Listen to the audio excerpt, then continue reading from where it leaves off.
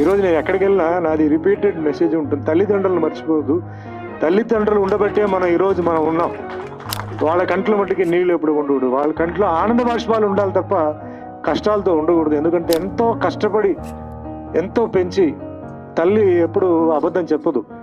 తనకు ఒంట్లో బాగాలేదని, తనకు ఆకలేస్తుంది చెప్పదు. అంతకన్నా గొప్ప దేవుడు ఇంక వేరెవరు లేరు.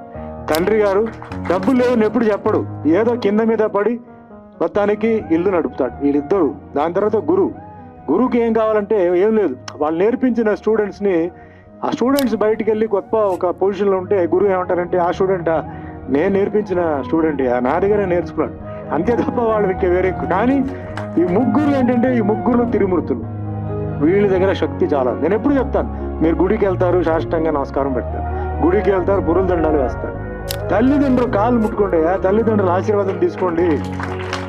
అందుకంటే అంతకన్నా